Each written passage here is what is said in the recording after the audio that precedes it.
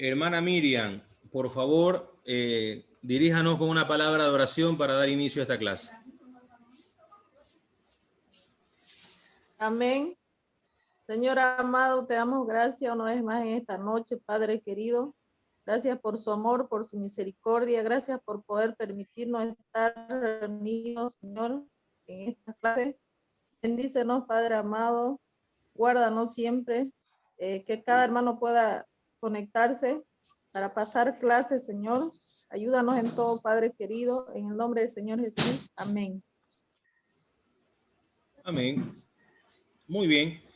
Vamos directo al video que se tiene preparado para hoy. Vamos a ir a mirar. En esta ocasión nos tocan nuestros dos últimos libros, Sofonías y Malaquías. Bien, vamos a estudiar en esta ocasión Sofonías. Vamos a dar un poquito de importancia a este libro y también a Malaquías, que tiene sus características muy importantes. Pero vamos a ir por partes. Primero empezamos con Sofonías. Ya. Así que yo les pido su atención.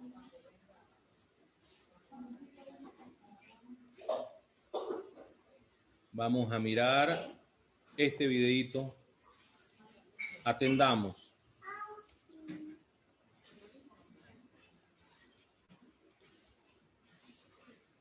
Este increíble smartwatch de $49 puede detectar riesgos graves para la salud antes de que sea de... Ahora sí. El libro del profeta Sofonías. Sofonías vivió durante las décadas finales de Judá, el reino del sur. Fue cuando el rey Josías había intentado traer un cambio verdadero a la tierra, quitar los ídolos y restaurar el templo para adorar solo al Dios de Israel. ¿Se escucha el video? Pero Israel ya había... Se escucha despacio. La adoración a otros dioses estaba demasiado arraigada en la vida del pueblo. Y resultó que el orgullo de Josías lo llevó a una muerte trágica en el campo de batalla, mientras continuaba una colisión con Babilonia. Sofonías ya todo esto. Durante había estado asistiendo a los líderes de Israel, y este breve libro es una colección de su poesía que resume su mensaje. ¿Se escucha mejor? Está diseñado para tener tres partes principales. La primera se enfoca en el día en que el juicio del Señor vendrá sobre Judá y Jerusalén. La segunda parte es acerca del día del juicio del Señor sobre las naciones y Jerusalén una vez más. Y luego, la tercera sección explora la esperanza que permanece para las naciones y para Jerusalén después del juicio de Dios. La primera sección inicia con una impactante inversión de Génesis 1. El bueno y ordenado mundo de Dios descenderá de vuelta al desorden, oscuridad y caos, volviéndose inhabitable una vez más. Y conforme sigues leyendo, te das cuenta de que el desarrollo de Sofonías de todas estas poderosas imágenes poéticas es para describir cómo terminará el mundo de Jerusalén.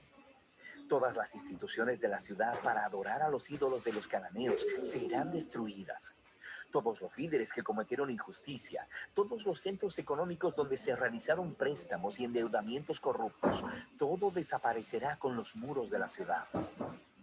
Sofonías desarrolla estas imágenes casi apocalípticas para mostrar la importancia de lo que va a suceder. Todo se refiere a un gran ejército que vendrá para acabar con Jerusalén.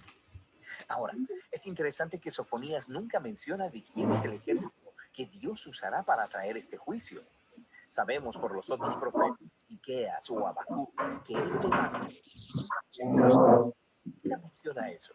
Y es porque el papel de Dios en orquestar el auge y la caída de la ciudad. Y justo eso es lo que le da esperanza a Sofonías.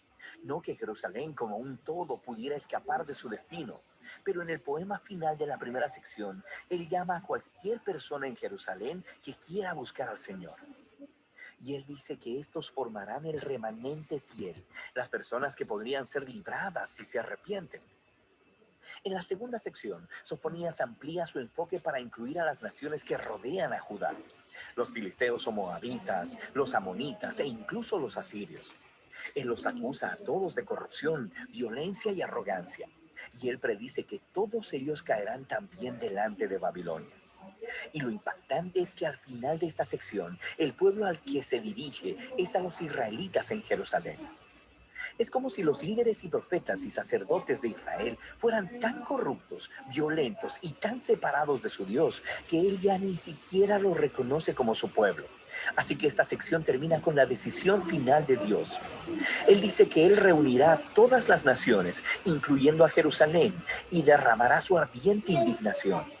La justicia de Dios se convierte en este fuego consumidor que devora la maldad de la tierra, lo que es realmente intenso. Así que la siguiente línea, que nos lleva a la parte final del libro, llega como una completa sorpresa. Descubrimos que este fuego consumidor de juicio divino no es para destruir a las personas. Más bien, su propósito es purificar a las naciones, incluyendo a Jerusalén. Así que la sección inicia cuando Dios dice que Él sanará y transformará a las naciones rebeldes en una familia unificada y que, después de haber sido purificados, ellos se volverán de su maldad e invocarán el nombre del Señor. Estas imágenes apuntan al cumplimiento de la promesa de Dios a Abraham, remontándose a Génesis 12, de que Dios encontraría una manera de bendecir a las naciones y a Jerusalén también. La conclusión del libro se enfoca en la restauración de la ciudad en el centro de las naciones. La presencia de Dios está ahí, en la ciudad restaurada, junto a ese fiel remanente que ha sido humillado y transformado por la misericordia de Dios. Y ellos son llamados a cantar y a regocijarse.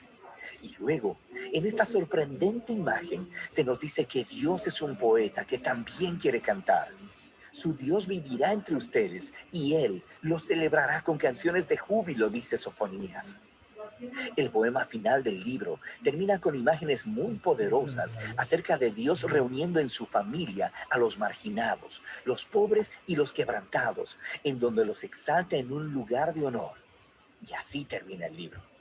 El breve libro de Sofonías contiene algunas de las más intensas imágenes de la justicia y el amor de Dios que encontrarás en los profetas. Su justicia trata sobre su pasión por proteger y rescatar su mundo del horror de la maldad y de la violencia humana. Dios no tolerará las cosas horribles que los humanos se hacen entre ellos y a su mundo. Pero Él trae su justicia para restaurar, para crear un mundo en el que las personas puedan florecer con seguridad y paz debido a su amor. Así que Sofonías nos obliga a abrazar juntos estos dos aspectos del carácter de Dios, su justicia y su amor. Y Él quiere que descubramos que juntos es la cultura de nuestro mundo. Y de eso trata el libro de Sofonías.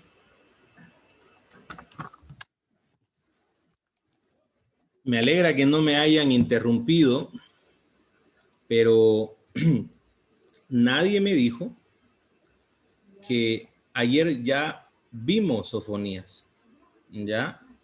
Así que vamos les dije que eran los dos últimos libros y vamos a hablar de Zacarías y Malaquías, no es Sofonías y Malaquías, es Zacarías y Malaquías. Perdón por el error, por la equivocación. Voy a compartir el video de Zacarías y primero de Zacarías y luego de Malaquías para que hagamos las explicaciones pertinentes. ¿Ya? Aquí ya lo tengo a Zacarías. Vamos a esperar que no nos salga nuevamente el anuncio que nos salió hace un momentito y ya está. Bien, les comparto el video y luego estamos haciendo la explicación. Apagué mi cámara pero porque estoy acercándolo al micrófono para que se escuche un poco más, con tal de que el audio esté perfecto, ¿ya? Así que no es para que ustedes se desaparezcan, es simplemente para eso, ¿ya? Vamos a compartir. Y aquí está. Vamos con Zacarías. El libro del profeta Zacarías. El libro se desarrolla después del regreso a Jerusalén de los exiliados de Babilonia. Y se nos dice en el libro de Esdras que Zacarías y Ageo retaron y motivaron juntos al pueblo para que reconstruyeran el templo y para que buscaran el cumplimiento de las promesas de Dios. Ahora, mucho tiempo atrás, el profeta Jeremías había dicho que el exilio de Israel duraría 70 años y que después Dios restauraría su presencia en un nuevo templo y traería su reino y el gobierno del Mesías sobre todas las naciones. Las fechas al principio del libro nos dicen que esos 70 años están por terminar, pero la vida allá en la tierra era dura y parecía que ninguna de esas promesas se haría realidad. ¿Por qué? El libro de Zacarías ofrece una explicación y tiene un diseño bastante claro. Tiene una introducción que sienta la base para una amplia colección de las visiones en sueños de Zacarías. Eso concluye con los capítulos 7 y 8. Y a esto le siguen otras 2 amplias colecciones de poesía y profecía. Empecemos y veamos cómo funciona el libro. Comienza con el reto de Zacarías a su generación para volverse a Dios y no ser como sus antepasados, quienes se rebelaron y se negaron a escuchar a los profetas anteriores, lo cual les llevó al exilio. Así que ahora, los exiliados que regresaron responden a Zacarías de manera positiva. Ellos se arrepienten y se humillan delante de Dios, o al menos eso parece. La siguiente gran sección es una colección de 8 visiones nocturnas que Zacarías experimentó. Y solo para prepararte, están llenas de imágenes muy extrañas e inusuales, muy parecidas a tus sueños. La idea de que Dios se comunica con las personas a través de sueños simbólicos es muy antigua. Se remonta al libro de Génesis, los sueños de Jacob o de José o de Faraón. Estos sueños le dieron significado a lo que estaba pasando en su tiempo, pero también dieron una ventana para el futuro. Así que ahora, Zacarías tiene sus propios sueños y ellos han sido ordenados en un diseño simétrico realmente genial. La primera y la última visión trata cada una acerca de 4 jinetes. Son como guardias patrullando el mundo en nombre de Dios y es una representación de la mirada atenta de Dios sobre las naciones. El reporte es que el mundo está en paz, y en los días de Zacarías, esto se refiere a cómo Dios levantó a Persia para conquistar a Babilonia y traer paz. Así que surge una pregunta. Los 70 años del exilio de Israel casi terminan. ¿Es ahora el tiempo del reino mesiánico en Jerusalén? Y Dios responde que está determinado a cumplir esas promesas, pero Él deja el asunto del tiempo sin respuesta. La segunda y la séptima visión están emparejadas porque ambas son reflexiones sobre el pecado pasado de Israel que les llevó al exilio. La segunda visión es acerca de estos cuernos que simbolizan las naciones que atacaron y dispersaron a Israel, Asiria y Babilonia. Pero luego, estos cuernos o imperios son dispersados por un grupo de artesanos, una imagen de Persia. El séptimo sueño es acerca de una mujer en una canasta, y se nos dice que es un símbolo de los siglos de la rebelión de Israel al pacto. Y luego esta mujer es llevada a Babilonia por otra mujer que se lleva la canasta volando con alas de cigüeña. Es muy extraño. Las visiones tercera y sexta están emparejadas, ya que ambas son acerca de la reconstrucción de la Nueva Jerusalén. Un hombre está midiendo la ciudad. Es una imagen de la promesa de Dios de que Jerusalén será reconstruida y se convertirá en una luz a las naciones, quienes se unirán al pueblo de Dios en adoración. Y luego el sexto sueño es acerca de un rollo que vuela alrededor de la Nueva Jerusalén, castigando a los ladrones y a los mentirosos. La idea es que la Nueva Jerusalén es un lugar que ha sido purificado del pecado por medio de las Escrituras. Las visiones cuarta y quinta están en el centro de esta colección y tratan sobre 2 líderes clave de entre los exiliados que regresaron. Josué, el sumo sacerdote, y luego Zorobabel, el descendiente real de David. Josué había estado llevando simbólicamente el pecado de Israel en la forma de ropa sucia, pero luego estas son quitadas y le es dada ropa nueva y un nuevo turbante, un símbolo de la gracia y el perdón de Dios. Y luego un ángel le dice a Josué que si permanece fiel a Dios, él guiará a su pueblo, y Josué se convertirá en un símbolo del rey mesiánico futuro. La otra visión trata de 2 árboles de olivo que proveen aceite para una elaborada lámpara de oro, la cual es un símbolo de la mirada atenta de Dios sobre su pueblo. Y estos 2 árboles simbolizan los 2 líderes ungidos, Josué y Zorobabel, quienes están dirigiendo los esfuerzos para reconstruir el templo. Y Dios dice que el éxito no vendrá a este nuevo templo si es solo el resultado de maniobras políticas. Más bien, estos 2 líderes deben depender de la obra del Espíritu de Dios. Las visiones terminan con una visión extra del profeta y retoman los temas de las visiones centrales cuarta y quinta. Es Josué otra vez el sumo sacerdote. Le es dada una corona, la cual es presentada como un símbolo del Mesías futuro, quien también será un sacerdote sobre el reino de Dios.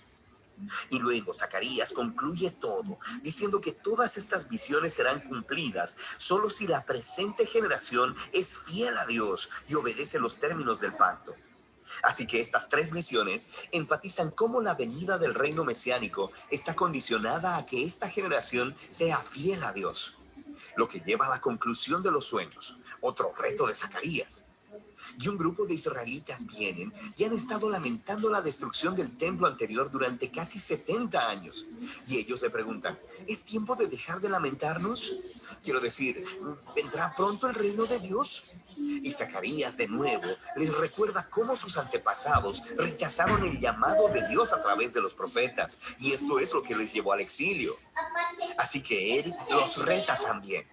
Él dice, esta generación verá el reino mesiánico solo si buscan la justicia y la paz y si permanecen fieles al pacto. Así que, en otras palabras, Zacarías le da una vuelta a su pregunta. Él cuestiona, ¿van a convertirse en la clase de pueblo que está listo para recibir y participar en el reino venidero de Dios? Y esa pregunta queda volando. El pueblo no responde y el libro simplemente continúa. Y así llegamos a las secciones finales, que son muy diferentes a los capítulos del 1 al 8. Cada sección es un collage caleidoscópico de poemas e imágenes acerca del futuro reino mesiánico. La primera, los capítulos del 9 al 11, describen la venida del rey mesiánico humilde, quien está montando un burro hacia la nueva Jerusalén para establecer el reino de Dios sobre las naciones. Pero luego, de repente, este rey es simbolizado como un pastor sobre el rebaño de Israel. Y luego, él es rechazado, primero por su propio pueblo, pero también por sus líderes, que también son simbolizados como pastores. Así que Dios entrega a Israel a estos pastores corruptos. Y esto hace que surja la pregunta, ¿el rechazo de Dios a Israel y a su rey durará para siempre? Y la sección final, los capítulos del 12 al 14, dicen que no. Es otro mosaico de poemas e imágenes acerca del futuro reino mesiánico. Y ellos ilustran la nueva Jerusalén como un lugar donde la justicia de Dios finalmente confrontará y derrotará la maldad entre las naciones. Es muy similar a los mismos temas en el profeta Joel o Ezequiel. Pero luego, Dios también confrontará la rebelión en los corazones de su propio pueblo. Él dice que derramará su espíritu sobre ellos para que puedan arrepentirse y lamentar el hecho de que se han rebelado. Y luego, esta ciudad se convierte en un nuevo jardín del Edén. Y luego hay un río de agua viva que fluye del templo, trayendo sanidad a toda la creación. Y es así como el libro termina. Así que Zacarías te deja reflexionando en las conexiones entre los capítulos del 1 al 8 y del 9 al 14. Y el punto parece ser que este futuro reino mesiánico de la segunda mitad del libro solo vendrá cuando el pueblo de Dios sea fiel al pacto, que es el punto de la primera mitad. Leer el libro de Zacarías es un paseo salvaje. Estos poemas y visiones están llenos de imágenes asombrosas y no siguen un flujo lineal de pensamiento. Y eso es parte del punto. Es como la historia y nuestras vidas. No siempre encaja en patrones limpios y ordenados, pero los profetas nos ofrecen vistazos de la mano de Dios, obrando y guiando la historia para cumplir sus propósitos. Así que, al final de todo, Zacarías nos invita a mirar por encima del caos y esperar la venida del reino de Dios, lo que debería motivarnos a la fidelidad en el presente. Y de eso trata el libro de Zacarías. Amén. De verdad que es un tema bastante amplio, el libro de Zacarías, pero también es muy fundamental en la parte de los profetas menores. No está ubicado ahí por error, está también la cantidad de capítulos que tiene es justificada dada a la cantidad de contenido que tiene a través de las visiones que ha podido ver. Muy bien, antes de dar inicio a la explicación, vamos a tomar la foto de la noche, la primera foto. Vamos a pedir a los hermanos y hermanas, a todos los participantes de la clase. Les estoy poniendo sus nombres para que no aparezca otro nombre ahí. Estoy acomodando sus nombres ahí de ustedes. Y mientras van poniendo su cámara, por favor, ¿ya? Bien. Y... Ok. Ok. ¿Podemos sonreír, por favor? Sonrían un ratito para la foto. Una sonrisita. Va la primera foto. Permítame, la voy a guardar acá. A la primer fotito. Y ahorita la saco sin la lista.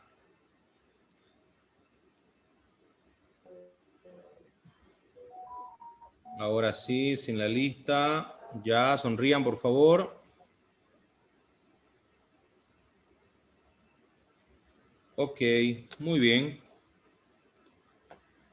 Dios lo bendiga, hermano. Hermana Analía, bienvenida a la clase. Gracias por encender su cámara, por estar con nosotros en esta noche. Amén. Bien, qué bonito que se ve, ni una cámara apagada, todas encendidas. Permítame, todavía no se desaparezcan porque voy a tomar otra foto. No se desaparezcan, estaba bonito así. Otra vez, una vez más, una vez más, una vez más. Ahora falta una, ahí está. Muy bien.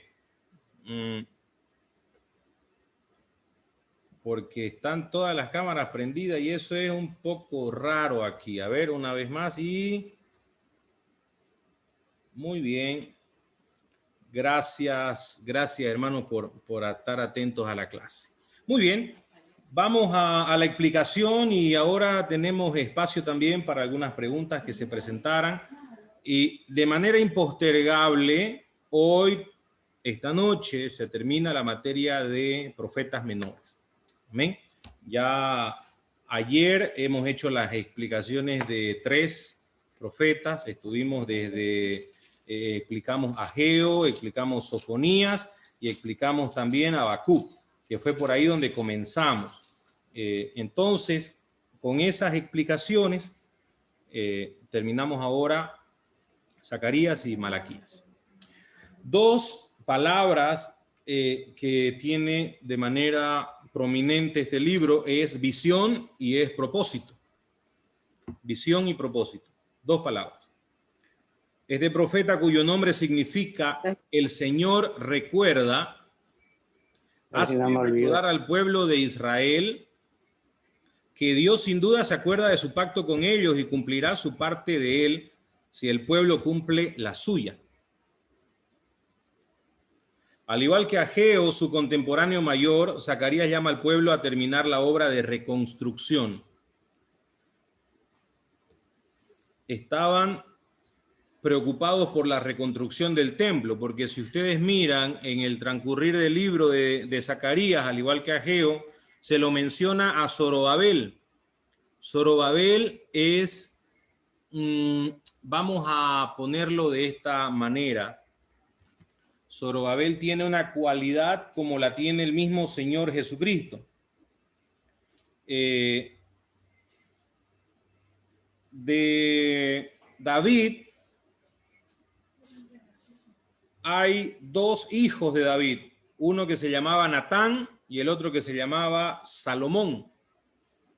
Y todos ellos tienen su generación, va bajando, va bajando, va bajando, pero llega un momento en el que se encuentra el hijo, un hijo o una hija de Natán, o con un hijo o una hija de Salomón, se encuentran y forman una familia y nace Zorobabel. Y de Zorobabel se desprende nuevamente otra genealogía y nace José por un lado y nace María por el otro. Por eso algunas veces usted se preguntó por qué están escritas las genealogías en los evangelios. Algunos estaban tratando de, cuando Pablo dice, discutiendo por genealogías interminables, dice, inventándose de quién eran hijos, de quién eran nietos, quién era mi abuelo, quién es mi padre, quién es, yo soy hijo de tal, dando importancia a la trayectoria que tenían los padres, más de lo que ellos podrían hacer. ¿Por qué es importante la genealogía en los evangelios? Porque demuestra lo dicho y lo prometido que del linaje de David iba a nacer el Mesías. Pero algunos podrían decir, pero José no tuvo nada que ver con el nacimiento de Jesucristo, solo le dio el apellido. Podría alguno decir así. Entonces tendría que ver mucho con María, y también le analizaron la genealogía de María, la genealogía de José y la genealogía de María, y se encuentran con Zorobabel, y luego los dos se encuentran con David. Así que de parte el Señor Jesucristo es hijo de David por cualquier lado que se lo mire. Eso es lo que se quería demostrar con las genealogías escritas en los evangelios, ¿ya? De que Jesucristo es del linaje de David. Y Zorobabel se puso en un punto principal e importante porque se creyó en su momento que Zorobabel podría ser el Mesías, porque era hijo del linaje de David y le correspondía también ser el rey. Era una pieza importante en esta situación y en esta época. Entonces, vayamos avanzando. Estamos hablando de Zorobabel, de que tiene mucho que ver en Zacarías y tiene que ver mucho en Ageo. Al igual que Ageo, como lo dije, ambos trabajaron en la reconstrucción del templo. Él vio el letargo de ellos como lo vio Ageo. Ayer mencionábamos de que tuvieron una pequeña razón para dejar de construir el templo, que fue que los enemigos se levantaron y no lo dejaron después de poner los cimientos. Después de poner los cimientos, se detuvieron el trabajo 16 años. 16 años después, les costó, que Dios tuvo que hacer y llamar la atención bastante fuerte para que ellos puedan reiniciar la construcción. Y eso fue con castigo. Dios tuvo que enojarse, pero los profetas tenían que hacer el trabajo de Dios para hablarle al pueblo. Zacarías les animó pintándoles una imagen mental de cómo eso impactaría el futuro. Durante una decena de años el templo había permanecido a medio terminar. Dios mandó a Zacarías que animase a terminarlo mediante el uso de una metáfora. La construcción del templo representaba sus vidas. Un día el Mesías moraría en ese templo y finalmente en ellos. Así tanto el templo como sus vidas debían ocupar la prioridad más alta. Mientras ellos trabajasen en ambas, estarían construyendo su futuro. Abramos nuestras Biblias, por favor. Ageo capítulo 1, versículo 6 y versículo 7. Leamos. Alguien con voz fuerte, con voz audible, lea por favor Ageo capítulo 2, versículo 6 y versículo 7.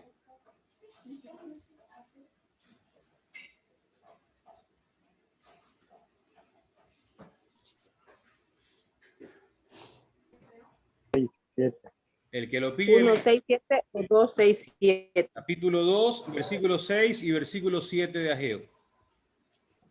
Ageo está 3 libros antes de que termine el Antiguo Testamento. Queridos estudiantes seminaristas, estudiantes. Amén. Dice así la palabra. Porque así dice Jehová de los ejércitos. De aquí a poco yo haré temblar los cielos y la tierra, el mar, la tierra seca. Y haré temblar a todas las naciones y vendrá el deseado de todas las naciones y llenaré de gloria esta casa, ha dicho Jehová de los ejércitos. Bien, otro, por favor, abra su Biblia en Primera de Corintios, Segunda de Corintios,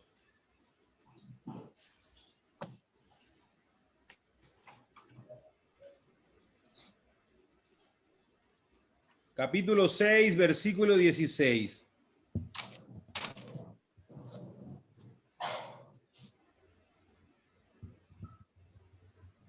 Ya. ¿Y qué acuerdo hay entre el templo de Dios y los ídolos? ¿Por qué vosotros sois el templo del Dios viviente? Como Dios dijo, habitaré y andaré entre ellos y seré su Dios y ellos serán mi pueblo.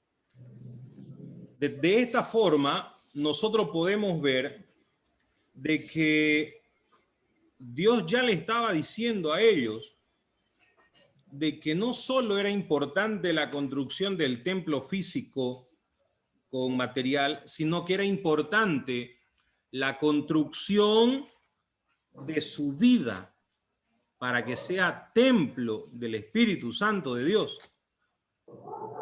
Entonces, si el Espíritu, si nuestro cuerpo es el templo, entonces tenemos que también de la misma manera construirlo, porque ¿sabe qué es lo que pasaba en esta época? Estaban tan interesados en las cosas materiales y en las cosas legalistas que se olvidaban de vivir una vida justa, piadosa, consagrada, demostrando integridad. No existía. Y eso es lo que quería el profeta dar a conocer, porque Dios se lo había mostrado. La palabra clave de este libro es visión, porque el Señor habla de las cosas que va a hacer después. Zacarías ve 8 visiones en los capítulos 1 y 6. Pero aunque fue un hombre de muchas visiones, solo se dedicó a una prioridad. Todas estas visiones llaman a la gente a arrepentirse y volver a Dios. Como cualquier gran líder, como cualquier otro, Zacarías sabe que debe lanzar una visión atractiva para que la gente actúe. Estas imágenes sacuden a la gente y sirve para impulsarlos a terminar lo que habían comenzado. Yo le pregunto a usted así rápido nada más, ¿hay alguna cosa que usted haya comenzado en este tiempo, en estas últimas épocas o hace algunos años y no lo haya terminado? Hablamos en el sentido espiritual o también en el sentido personal. ¿Habrá algo que usted inició? ¿Habrá algo que usted quiso hacer, que Dios le hizo sentir y no lo ha hecho, lo dejó a medias, lo dejó ahí sin terminar? ¿Usted ha estado en esa situación? ¿Se ha puesto a analizar un poquito? No me responda, solo medite un poquito. Solo medite un poquito en eso que le estoy preguntando. ¿Ya? Si usted se ha estado en esa situación, yo le animo a que usted recapacite. El Señor a través de su palabra nos muestra muchas cosas que necesitamos nosotros hacer. Y en esta ocasión nos dice justamente eso a través del profeta Zacarías. Necesitamos impulsarnos para terminar lo que comenzamos. Hay cosas que dejamos abandonadas, proyectos, deseos, anhelos, que dejamos ahí a medias y no lo terminamos. Y eso nos pasa en la vida cristiana de forma cotidiana. Nos pasa, empezamos algo y luego alguna cosita pasó. Saben, yo he escuchado excusas demasiado infantiles en muchas oportunidades cuando se trata de hacer algún trabajo. No, es que el hermano, cada vez que yo voy, el hermano se molesta, la hermana se enoja. Estábamos en un evento hace tiempo atrás, los que recuerdan cuántas convenciones se realizaron en el kilómetro 6, y había una hermana que cada vez que habían otros hermanos que se encargaban de la limpieza, ella escondía la escoba, escondía los trapeadores, escondía los baldes, escondía el detergente, escondía todo. Se armaban equipos de limpieza y era en lo que más se bregaba en esa época. Y esta hermana lo escondía, los materiales, las cosas. Y venían los hermanos y decían, nos vamos nomás, hermano, porque esa hermana no quiere que nosotros limpiemos, lo escondió todo, nos ha quitado la escoba, nos reteó. Y algunos se iban de verdad. nada costaba ir y darle un cocacho, aunque sea a la hermana, y decirle, hermana, modérese, porque si usted no está encargada de eso, son ellos los que tienen que hacerlo, pero... Y ella era su maldad, su envidia, su molestia, ¿qué sería? Pero en realidad ella agarraba y quitoneaba las cosas. Y algunos aprovechaban la ocasión y se iban.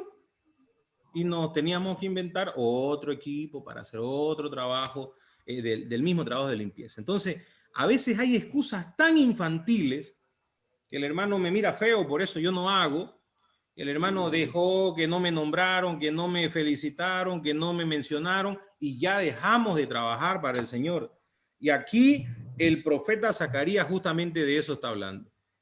De que a veces nosotros dejamos cosas por excusas insostenibles, infundamentadas, cosas que no deberían suceder en nuestra vida. Y de verdad, debemos nosotros ya ir creciendo en ese aspecto y ver que Dios requiere de nuestra madurez. Muy bien, continuamos con la explicación. Dice que hay un propósito en todo lo que Dios mostró a Zacarías y es otra palabra clave del libro.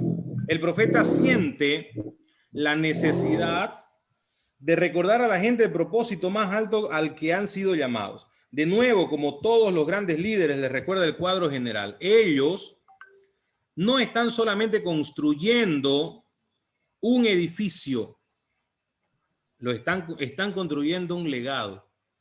Zacarías entrega 4 mensajes como respuesta a preguntas acerca del ayuno. Primero, reprende a la gente a llevar a cabo rituales vacíos. Después les recuerda su desobediencia pasada. Tercero, habla de la restauración de Israel. Finalmente señala la recuperación del gozo en el reino de Dios. En los últimos 6 capítulos vierte luz sobre la primera y segunda venida de Cristo. Definitivamente un propósito a largo plazo y global. Aunque Zacarías vivió durante tiempos difíciles, mantuvo viva la pasión, la visión imperecedera de una misión y propósitos mayores. ¿Saben? Qué bonito es cuando nosotros entendemos que lo que hacemos es para que otros también puedan disfrutar de aquellas cosas. Estamos trabajando para el futuro. Eso les costó entender al pueblo de Dios. Estaban hablando de la construcción del templo. Y yo ya expliqué en una ocasión de que ellos estaban teniendo miedo de no hacer algo tan bonito como lo hizo Salomón.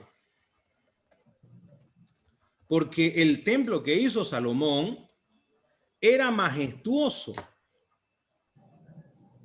Era majestuoso, impresionante. Llamó la atención de todos. Y ellos tenían miedo de no poder lograr hacer eso. Entonces, con esta situación ellos decían, no lo vamos a poder hacer, no tenemos la capacidad suficiente, no lo vamos a lograr.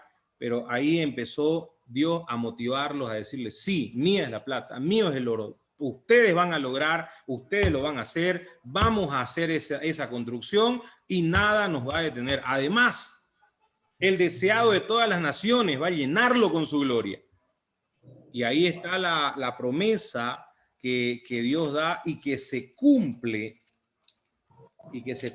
¿Por qué? Porque viene más adelante a entrar en ese templo una persona que no entró en el templo de Salomón. Una persona que nunca pisó el templo que construyó Salomón. Y es hay cosas que nosotros creemos que las personas que han pasado antes la han hecho tan grande, tan majestuosa, que nosotros no tenemos la capacidad para poder hacerlas. Y eso nos limita, muchas veces nos limita. Creemos que no vamos a poder lograr lo que otros han hecho. Nos limita quizás nuestra fuerza, nuestra edad, nuestro conocimiento, nuestras circunstancias en las que vivimos. Creemos que las cosas no nos van a salir igual, nos va a ir mal. Pero el Señor nos dice en su palabra que no, que Él nos va a ayudar, que Él nos va a impulsar y lo vamos a hacer mejor. Entonces, entendamos nosotros como personas que estamos confiando en Dios, de que Dios va a usar nuestra vida para lograr hacer ese trabajo para el cual nos ha llamado y nos ha encomendado. No dudemos, confiemos en Él simplemente. No dudemos, pensemos, no pensemos en que no podemos, de que somos limitados. Van a ver ustedes que nos va a ir bien. En la época que vivió Ageo y que vivió Zacarías, habían vuelto a la tierra, estaban viviendo de una manera holgada, tranquilos, con indiferencia, con apatía, la obra la habían abandonado. Entonces, eso es algo con lo que mucho cuesta lidiar. Cuesta trabajar con personas que tienen apatía. Cuesta trabajar con personas que no quieren ayudar. Y ya cuando se arma algo bonito, recién está el entusiasmo. Y el que está empujando, no tiene que cansarse, tiene que seguir, porque si se cansa, si se acobarda, los demás se acobardan. Tiene que seguir remando, tiene que seguir acomodando, tiene que seguir ayudando, tiene que seguir motivando, porque ese es el trabajo que Dios le ha dado a esa persona. En este caso, a Zacarías. Quizás a usted el Señor le dio ese talento, hermano, para motivar, no cansarse y decirle a otro, vamos adelante, no se desmaye, nosotros podemos, nosotros estamos para eso, el Señor nos llamó, preparemos, no.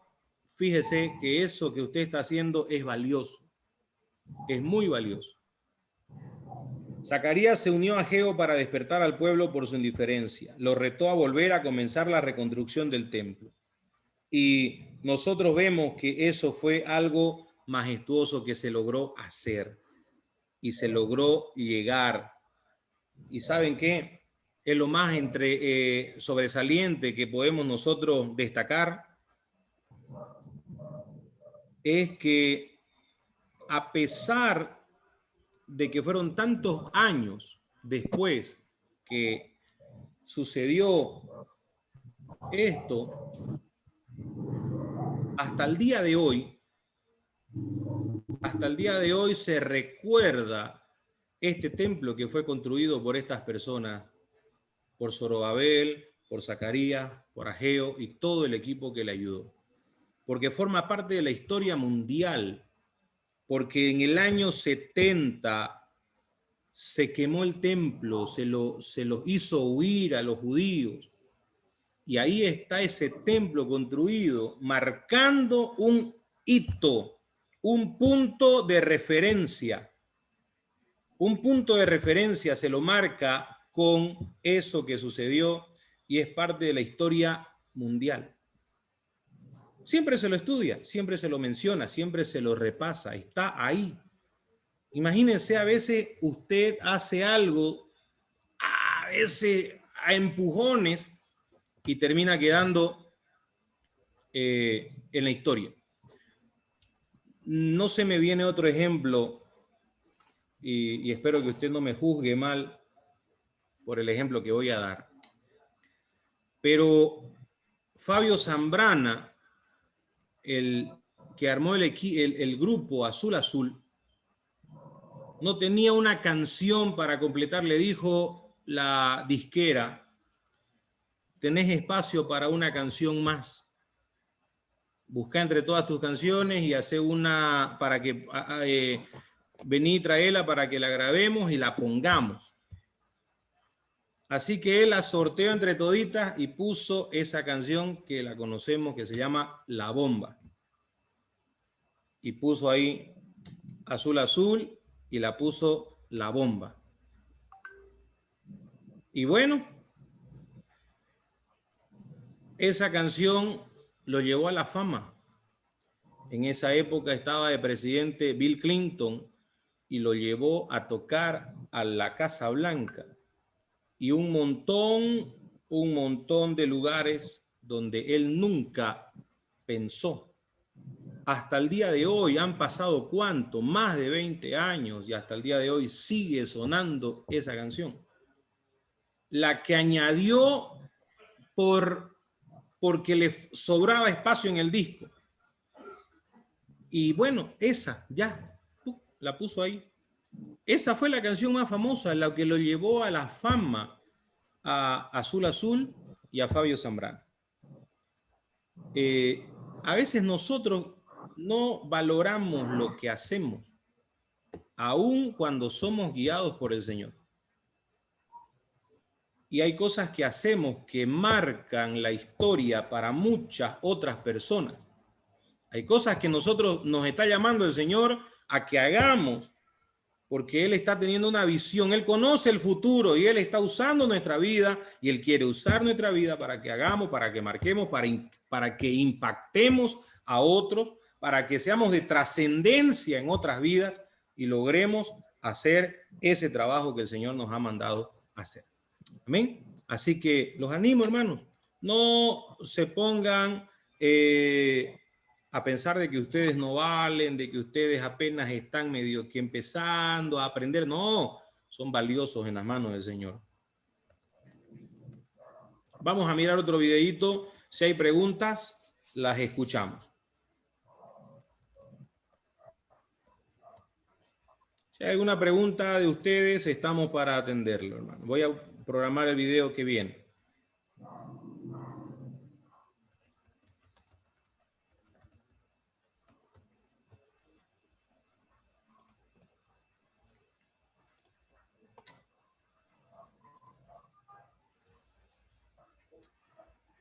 Este increíble smartwatch de $49. Otra vez me está saliendo el anuncio. Ahora ya, lo paramos y aquí está. Ya. Vamos con Malaquías.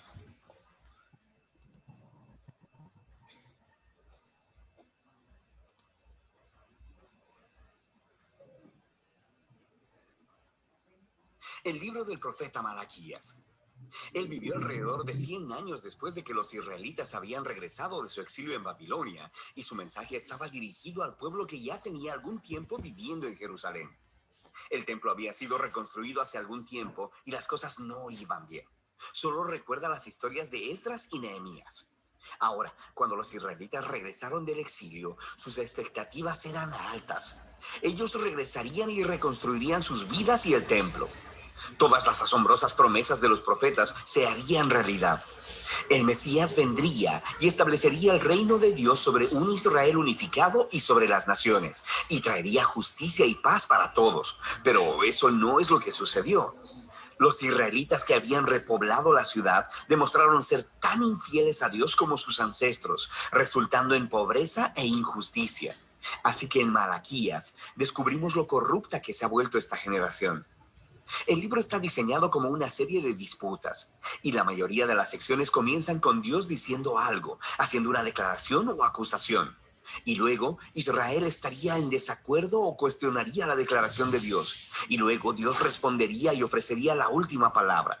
Esto sucedió 6 veces.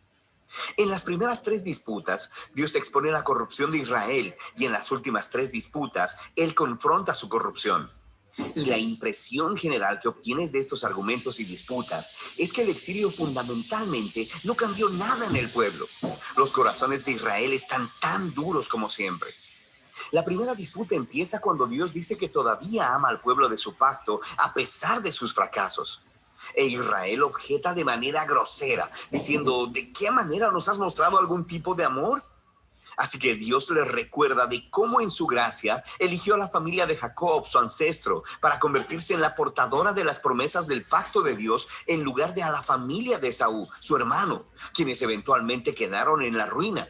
Recuerda las historias de Génesis y el libro de Abdías.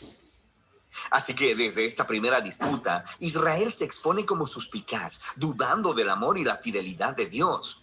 La segunda disputa expone un problema con el segundo templo de Israel. Dios acusa al pueblo de despreciar y de profanar el templo, y el pueblo refuta: ¿cómo te hemos despreciado? Así que Dios responde enfocándose en el pueblo, en cómo traen ofrendas vergonzosamente patéticas con animales enfermos e impuros que muestran que no valoran ni honran a su Dios. Pero no es solo el pueblo, también los sacerdotes que administran el templo. No solo toleran, sino que participan en estas formas de adoración corrupta. Desde arriba hasta abajo, el pueblo de Dios ha demostrado ser infiel. En la tercera disputa, Dios acusa a los hombres israelitas de traición para con Dios y con sus esposas, lo que por supuesto ellos niegan. Y Dios expone la tóxica combinación de idolatría y divorcio que está teniendo lugar.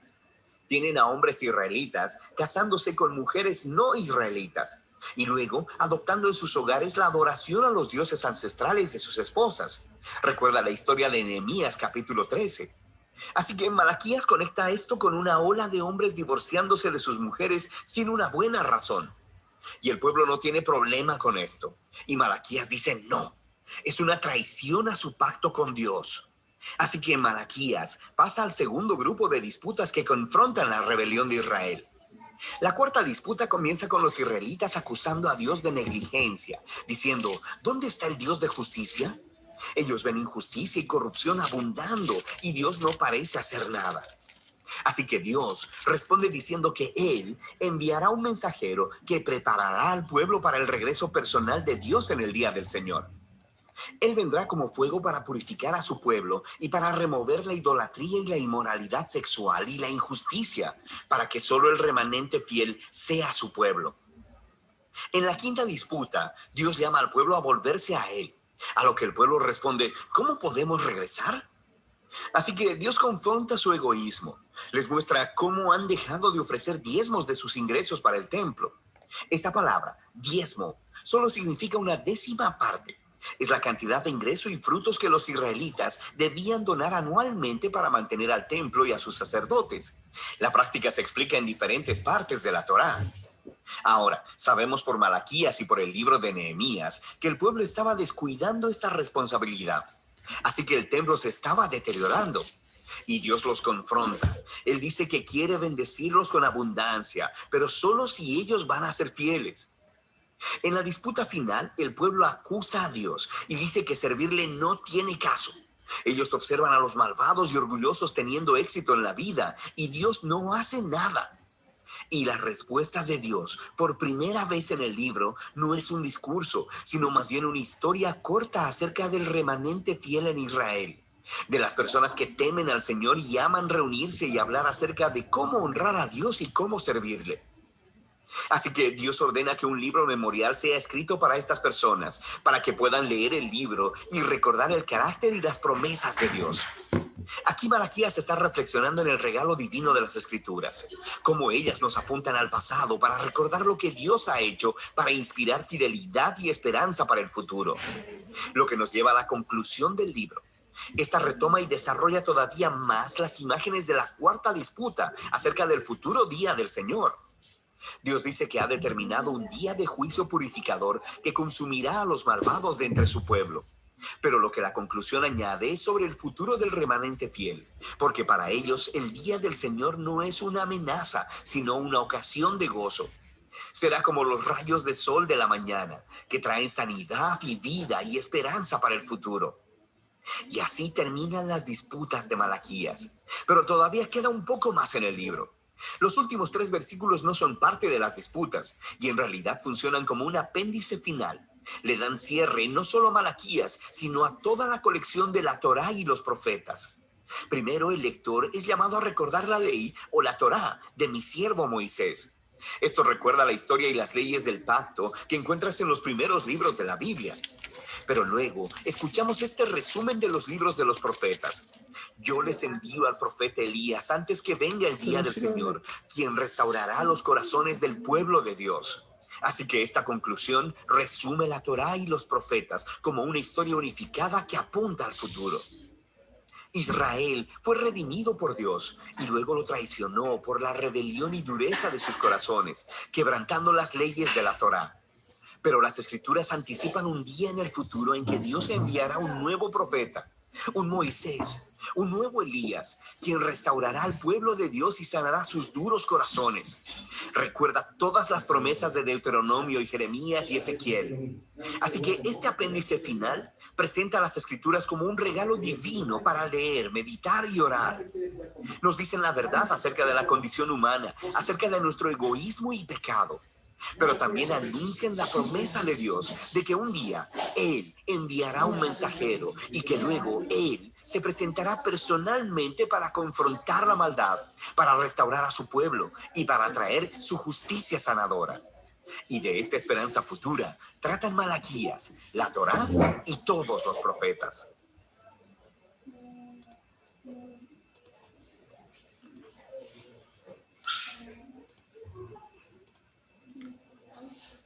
Muy bien.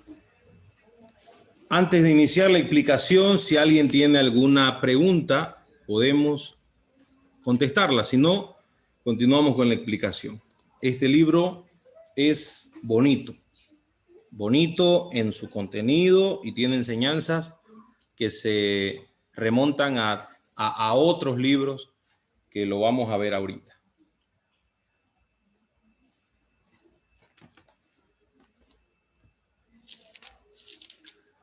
¿Recuerdan ustedes que estábamos hablando, cuando hablábamos de Zacarías, de Nehemías, y hablábamos también de Esdras, mencionamos a Malaquías?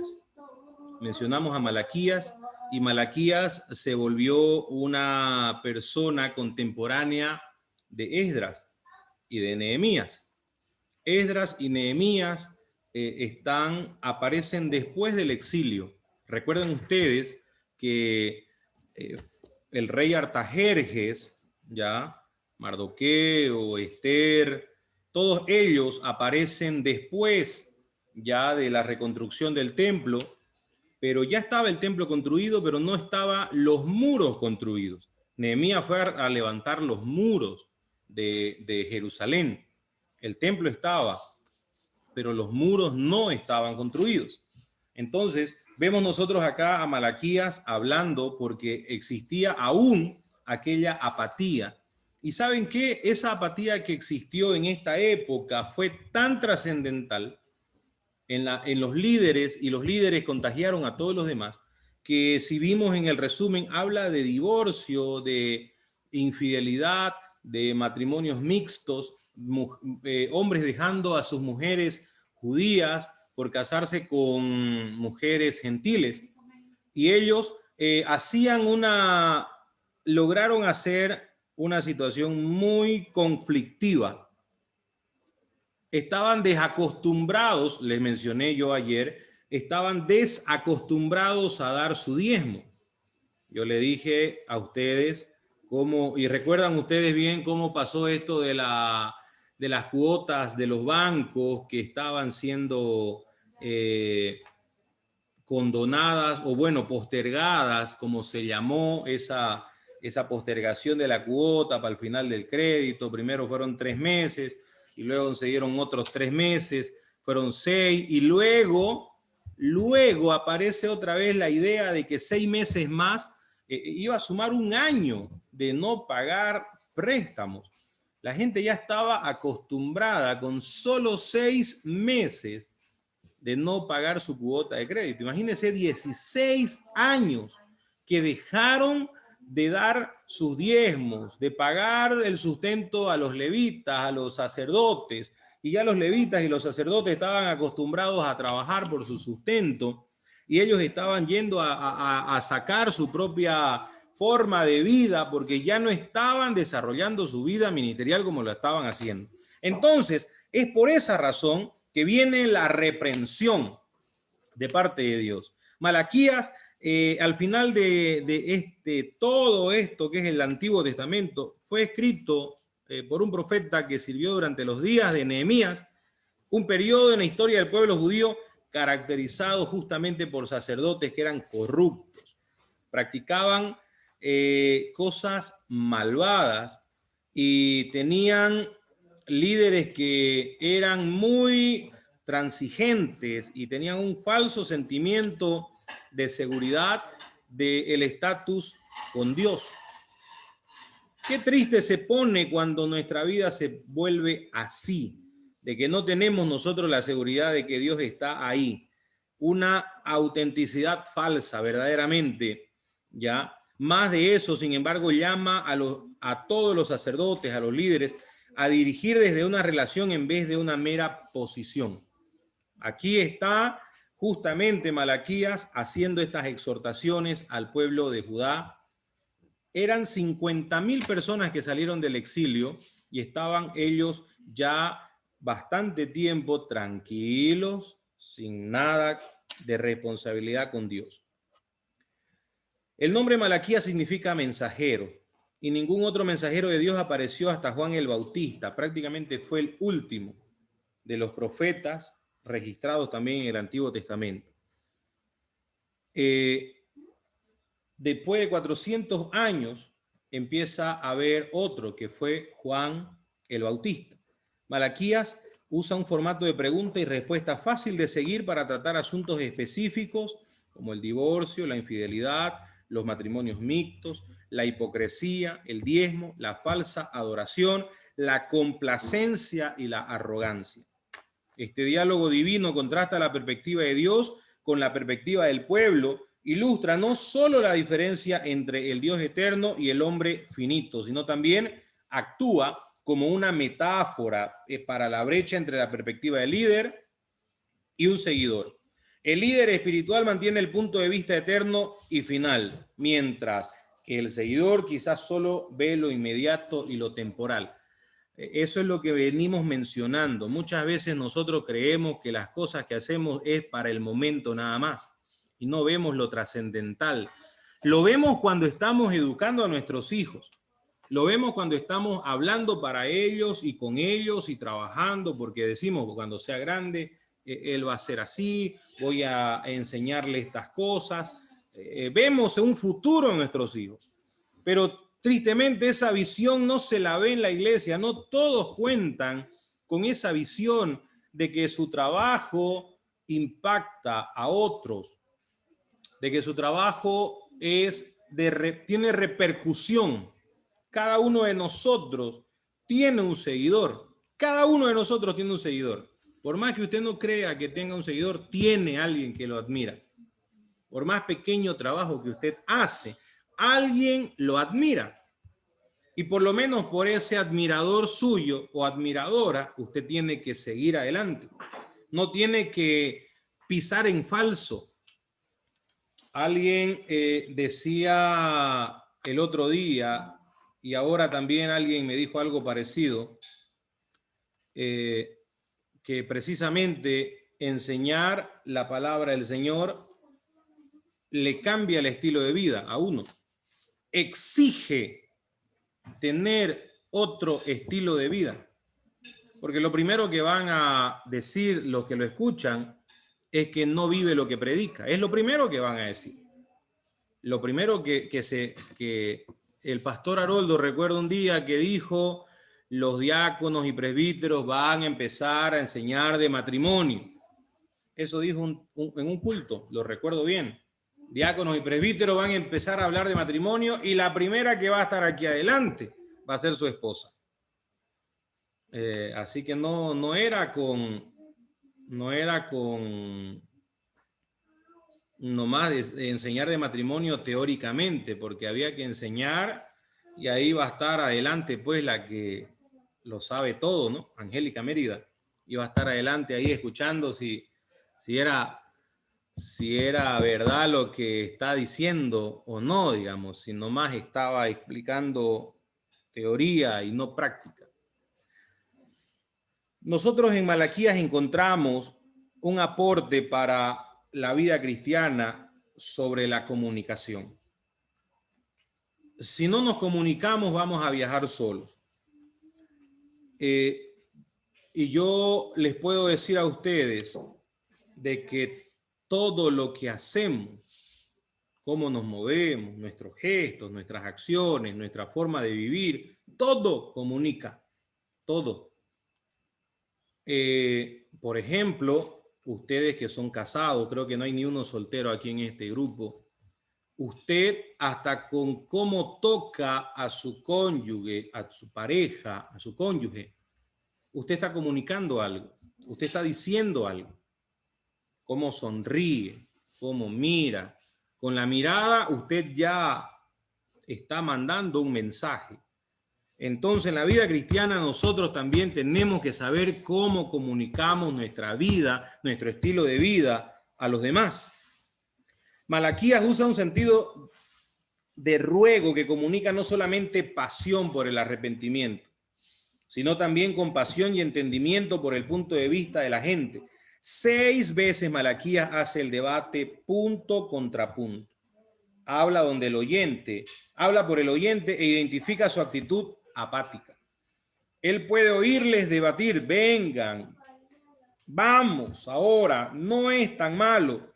Y como respuesta establece un argumento explícito, persuasivo, del por qué realmente sí es tan malo.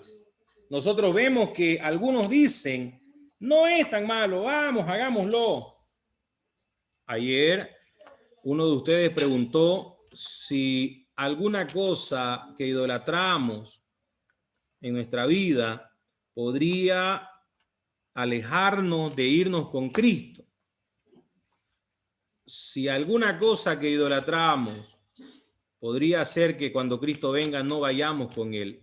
Y yo le decía precisamente, la pregunta tiene la respuesta. Sí, no nos vamos a ir con Cristo. Si hubiera alguna cosita, a veces creemos que algún pecadillo por ahí, como dijo alguien, allá vamos en el tribunal de Cristo, nos vamos a enterar si hubo un pecadillo oculto de algún cristiano. No, no hay tal cosa. Cuando estemos allá con Cristo, no hay pecadillo oculto. No, no existe tal cosa. No existe tal cosa que nosotros vayamos a hacer y allá recién arrepentirnos. No. Aquí es donde tenemos que arrepentirnos. Aquí tenemos que vivir esa vida piadosa, esa vida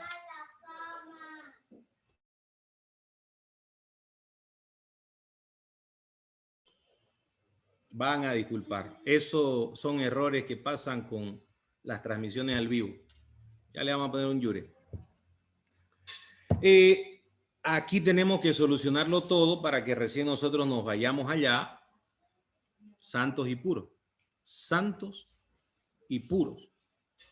Entonces, vemos nosotros 400 años de silencio divino siguen el libro de Malaquías, ya que Dios rehúsa hablar a su pueblo a través de un profeta. Malaquías se convierte en la última palabra que Dios da hasta que llega el nuevo pacto, llamando a una fe auténtica, una integridad de liderazgo genuina, tanto de los sacerdotes como de los gobernantes. Esto es lo que nosotros tenemos que destacar. Cosas relevantes que hay en el libro de Malaquías. Las cosas relevantes es que, ¿por qué el Señor habla del diezmo en Malaquías? Porque la gente había dejado de diezmar.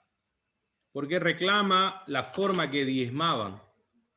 Porque daban lo feo, lo fregado, lo podrido, lo que no servía. Daban las cosas malas, lo que no... El Señor realmente estaba molesto. Estaba molesto.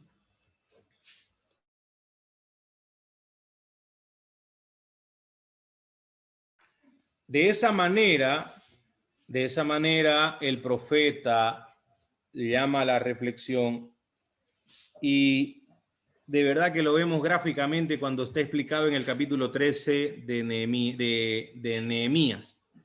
El capítulo 13 de Nehemías nos muestra una situación real de lo que sucede y lo que pasa ahí en el pueblo de Israel, en el pueblo judío. Les arrancó los cabellos Nehemías. Imagínense que venga alguien a retearlos y con una reteadita ya... ¿Qué pasaría si ahora viniera Nehemías a la iglesia y nos llamara la atención como le llamó la atención en esa época a los judíos? Imagínense cuántos nosotros que no tenemos mucho cabello, cómo estaríamos pelones ya. Y a los que no tienen tanto cabello, y a los que son un poco peloncitos, peor todavía, ¿no? Entonces, es impresionante ver la llamada de atención que nos da Malaquías, también en Nehemías capítulo 13. No podemos dejar que todas estas cosas pasen otra vez en la vida cristiana que llevamos nosotros. Y esas son las lecciones que aprendemos nosotros en el libro de Malaquías. No podemos dejar que la apatía gobierne nuestro corazón. No podemos dejar que la conformidad de la forma que vivimos y procedemos continúe. No, no es la forma que debemos vivir. Y por último, como no había más profeta que Malaquías, y después de Malaquías se habló en Malaquías se habló de que Dios iba a mandar a Elías, ya lo explicamos en una ocasión, de que justamente por eso es que, ¿quién dicen vosotros que soy yo? Dijo el Señor Jesucristo. Algunos dicen que tú eres Elías, otros dicen que tú eres Jeremías, pero Pedro le dijo, tú eres el Mesías, el Hijo del Dios viviente. Muy bien, hermanos, yo no quiero cansarlos mucho. Ayer pasamos 2 horas de clase bien saturadas y hoy quisiera responder las preguntas que se vayan a presentar si hubiera. Si no, podemos nosotros cerrar aquí para no entrar en tanto detalle porque hay hartas cosas que hablar de Malaquías, de Zacarías. Pero con estas reflexiones nos podemos quedar porque es lo destacado que podemos adaptar a nuestra vida cristiana. Valorar mucho lo que hacemos, por más pequeño que sea, esforzarnos y hacerlo bien, dejar la apatía a un lado, que no importe lo que hacen los demás, lo que digan los demás, sirvamos al Señor con lo que el Señor nos ha dado para hacer. Y también de que cuando demos las cosas al Señor, las demos lo mejor, demos lo valioso, lo sustancial, lo relevante, no demos lo fregadito, esto que sea para la iglesia, esto que sea para el Señor, no, demos lo mejor. Amén. ¿Quiénes están aquí? ¿Hay algunos presentes en clase?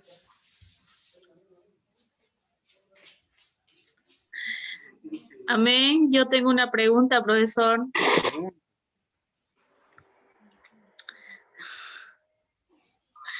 ¿Puedo preguntar? Claro, estoy escuchando. Amén. Paz del Señor para todos los hermanos. Paz del Señor. Ashley quiere que la vean. Paz del Señor, Ashley. En Malaquías 3 dice, he aquí yo envío mi mensajero, el cual preparará el camino delante de mí y vendrá súbitamente a su templo, el Señor a quien vosotros buscáis. Y el ángel del pacto, a quien deseáis vosotros, he aquí viene, ha dicho Jehová de los ejércitos. Jehová, el ángel del pacto que habla aquí en Malaquías 3:1, en el estudio que hice cuando me tocó exponer, dice claramente que se refiere al Señor Jesús. Envió a su mensajero, dice que fueron 2 mensajeros, el mensajero para preparar el camino del Mesías, que fue Juan el Bautista, y el mensajero, aquí viene, dice Jehová, el ángel del pacto, que es el Señor Jesucristo. Entonces, yo le hice un comentario sobre la clase de angelología, cuando se decía que no había, digamos, una certeza o seguridad de que el ángel del pacto, ese ángel era el Señor Jesús, pero en el estudio que hice de Malaquías dice que afirma que es el Señor Jesús. Ya, ¿cuál es la pregunta en sí?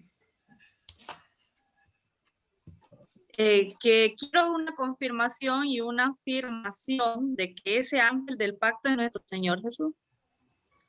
Es no bien, tanto una pregunta. Usted está preguntándome acerca de un versículo y aquella vez usted hizo la pregunta acerca de todos los versículos que dicen el ángel de Jehová. En este caso es una pregunta acerca de un texto específico. Ya, en este caso no puedo yo decir otra cosa que lo que usted misma ha dicho. Ya dijo que el ángel del pacto es el Señor Jesucristo, precisamente. Y el que va a preparar el camino es Juan el Bautista, precisamente. Pero está comparando esta pregunta con la anterior que me hizo en otra materia, en angelología, cuando hablábamos del ángel de Jehová, el ángel del Señor. Y cuando estábamos refiriéndonos a eso, en su totalidad, de todos los textos que hay en la Biblia que dice el ángel del Señor, no se puede asegurar, decía yo, que todos se refieran al Señor Jesucristo. Pero cuando hablamos de un texto en específico, y en este caso tan claro como lo dice acá, ¿está hablando del Señor Jesucristo? Sí. ¿Está hablando de Juan el Bautista? Sí. Entonces, estamos viendo de que en eso no podemos entrar en ninguna discusión, ni tampoco en divagar una respuesta tan clara como lo muestra el mismo texto. Yo envío mi mensajero, el cual preparará el camino delante de mí, Juan el Bautista. Y vendrá súbitamente a su templo el Señor, a quien vosotros buscáis, quien es el Señor Jesucristo. Y el ángel del pacto, a quien deseáis vosotros, es el Señor Jesucristo. Y aquí viene, ha dicho Jehová de los ejércitos.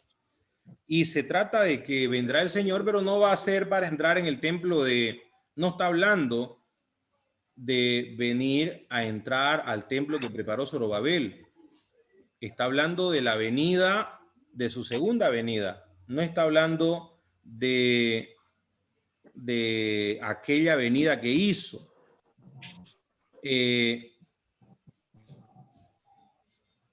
Es parte de la primera venida con Juan el Bautista. Pero profesor, el resto... ¿Lo escucho? El resto de los que se mencionaron en angelología, donde habla del ángel del Señor, el ángel del pacto, el ángel de Jehová, entonces podemos nosotros confirmar y estar seguros de que habla del Señor Jesús. Sí, también. Pero en ese momento, cuando estábamos hablando de eso, yo vuelvo a repetir las palabras que dije para no confundir, ¿ya? Para no entrar en una confusión. El ángel de Jehová, el ángel del Señor, en su mayoría se refiere al Señor Jesucristo. Entonces, sí, podemos nosotros decir que sí, y es lo que nosotros hemos aprendido, de que el Señor Jesucristo actúa en muchas oportunidades y la palabra del Señor no lo menciona en el Antiguo Testamento como Jesucristo, sino que lo menciona como el ángel de Jehová. Entonces podemos ver nosotros que sí, que es el Señor Jesucristo. Pero cuando habían algunos versículos que entra ciertos términos, y es por eso que hay algunos, y no vamos a retroceder a revisarlos ahorita, que no existe una claridad. Por esa razón es que yo decía, no todos los textos nos dicen que sea el Señor Jesucristo, pero en la mayoría de los casos, sí. En este caso en específico, el que está mencionando en Malaquías 3:1, sí se refiere al Señor Jesucristo. No está diciendo el ángel de Jehová acampa alrededor, está diciendo vendrá a su templo. El ángel de Jehová hizo esto, no es una acción que está haciendo, está hablando de una profecía, y de la profecía habla el Señor Jesucristo. Amén. Amén. Bueno, para no quedarme... Entonces, el ángel que peleó con Jacob, ¿era el Señor Jesús? Porque yo le entendí ahorita que me está diciendo que, como dice el ángel del pacto, se refiere al Señor Jesús, porque es una profecía. Pero lo que sucedió en el enfrentamiento de Jacob con el ángel de Jehová, ¿ese era el Señor Jesús o no era? No podemos ni siquiera acercarnos a decir que sí, porque no puede una persona pelear directamente de esa manera con Dios. Tocarlo como Jacob lo tocó al ángel. No existe aquello. No hay persona que se haya acercado tanto a Dios, ni Moisés, que fue alguien que no tuvo las cualidades que tuvo Jacob. Fue una persona aún más en su sentido perfecta, podríamos decir, que pasó un tiempo de preparación, 40 años, ni siquiera Moisés tuvo esa cercanía con Dios, ni Abraham, que fue el padre de la fe. Entonces no podemos pensar que fue el Señor Jesucristo ese ángel con quien peleó, con quien luchó Jacob. Estaríamos entrando en un debate que prácticamente no edifica, no nos llevaría a un resultado de mayor crecimiento espiritual si nos ponemos a divagar en estos temas, digamos, ¿no? Simplemente, si usted quiere que yo diga todos los textos que dicen que se refieren al ángel de Jehová, que se refieren al ángel del Señor, se refieren al Señor Jesucristo, puedo decirlo, sí, pero hay muchos ángeles que aparecen y que no todos son el Señor Jesucristo. Tenemos que ser muy diligentes y responsables con nuestras palabras. Y también es como una hermana en un momento me dijo, ¿puedo darme cuenta si una persona ayuna o ora cuando predica? Es decir, antes de predicar, si se preparó, se ayunó, oró. Y en realidad no habría mucha relevancia en conocer ese estado de la persona que predica, porque no me contribuye de manera personal. En este caso, aclarar la duda que en Malaquías 3:1 se refiere al Señor Jesucristo, sí, se refiere al Señor Jesucristo. No podemos entrar en ningún otro debate porque está bien claro. Pensar que el ángel que peleó con Jacob fue el Señor Jesucristo es una locura pensarlo. No entra en la relación que tiene una persona, y Dios no se ha presentado con una persona tan cerca, a no ser cuando fue hecho carne acá en la tierra. Amén. ¿Y puedo hacer otra pregunta? Puede, estamos para eso. Aquí nosotros podemos ver que el último profeta es Malaquía, ¿no? Según este libro, y después hubo 400 años de silencio hasta que apareció Juan el Bautista como profeta. Sí. Luego vemos nosotros a los apóstoles, a la primera iglesia, donde se manifestaban los profetas, y Pablo dijo que busquemos con más diligencia las profecías. Y ahora hablando de nuestro tiempo, nosotros no vemos muchos profetas que se levanten en medio de la iglesia a profetizar, o una predicación, un mensaje que llegue a la iglesia, que llegue al corazón de las personas, lo podemos llamar que ha sido una profecía. O en sí una profecía es algo que va a pasar en el futuro, que va a acontecer, puede ser a la iglesia, a alguna persona. ¿Cómo lo podemos clasificar o ver o diferenciar a un profeta en medio de la iglesia en estos tiempos? De la misma manera que se lo identificaba antes, solo que ahora no se lo apedrea si es que no se cumple su profecía. ¿De qué manera se identifica un profeta? Que la profecía se cumpla. Las cosas que diga, Dios las haga realidad, porque si Él está dando una profecía, debería cumplirse lo que profetizó.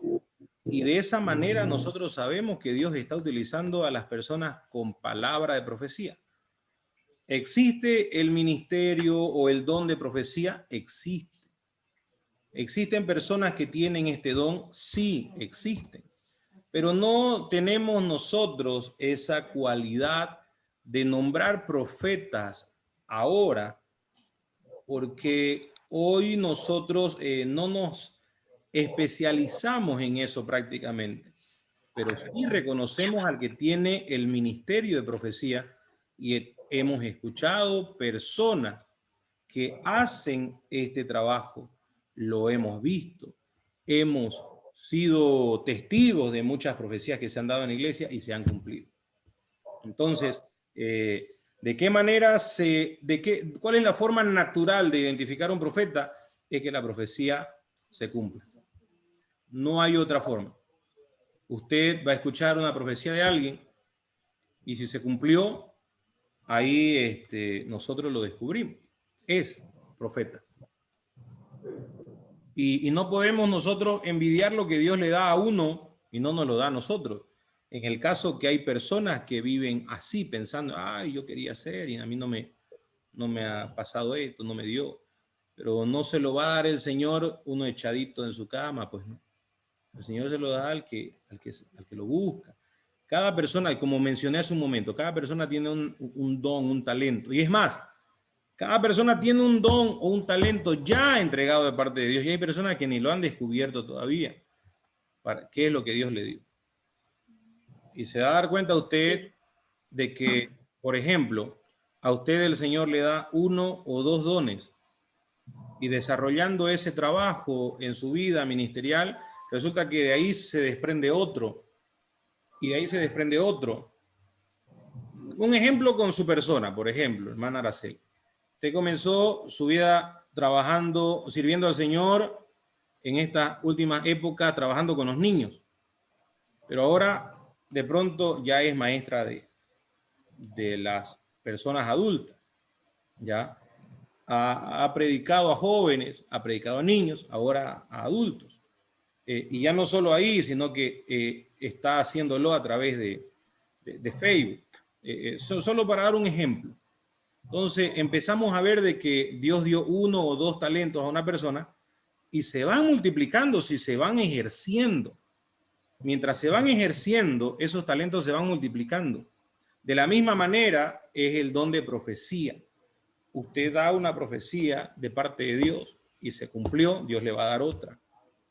Y le va a dar otra, y le va a dar otra, para ir dando, porque Dios utiliza sus instrumentos. Entonces, hay muchas personas que su fe no es tan grande, de tal forma que Dios no le va a dar algo que no están capacitados para eso. Dios le da a usted, según para lo que está capaz. Le da al que está a su lado para lo que está capaz, al que está atrás para lo que está capaz, a lo que está adelante, al que está adelante para lo que está capaz. O sea, Dios le da a cada uno conforme a su capacidad. No le va a dar a uno lo que no está capacitado para hacer. Y si no está capacitado y se lo da, el Señor lo capacita para que lo haga. Entonces, ahí vamos. El don de profecía es... Amén. Sigue y va a seguir hasta que Cristo venga.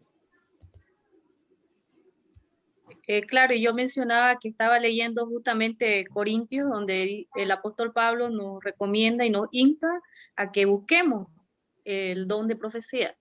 Claro. Y es más, Joel, cuando Amén. Gracias. Cuando usted puso Joel y las personas que han expuesto Joel y lo que han explicado el versículo 28 al 31 del capítulo 2 de Joel dice, y los jóvenes profetizarán, dice. Entonces, los ancianos soñarán sueños. Entonces, estamos viendo de que eso es parte del ministerio existente en la iglesia. No va a acabar. Amén. Muy bien. Si no hay más preguntas, Gracias, sacamos la foto para concluir nuestra clase. Para el señor hermano Joselo. Sí, hermano Roy. Para el señor. ¿Puedo hacer una pregunta de la clase de anoche? Puede. De prioridades. Claro, claro. Perdón. Amén. Hermano Joselo, en prioridades anoche, en las preguntas que hizo a todos los participantes, dieron sus diferentes prioridades. Y cuando yo te explicó prioridad a Dios, prioridad a la familia, prioridad a la iglesia, prioridad al trabajo. Y yo digo, si fallo, le fallo a Dios, le fallo a mi hijo, le fallo a la iglesia, pero yo estoy tenaz en mi trabajo, ¿tengo consecuencia? Claro. Adiós. Arrepiéntase, vuelva a su primer amor y conviértase Que en a nuevo. Dios.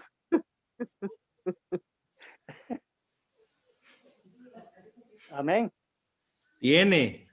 Y capaz que las esté teniendo, así que mejor es volver a la senda antigua. Por eso le duele su codo.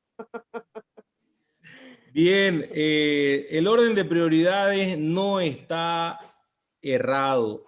Primero Dios, segundo estoy yo, tercero está mi familia, cuarto está la iglesia, quinto está el trabajo.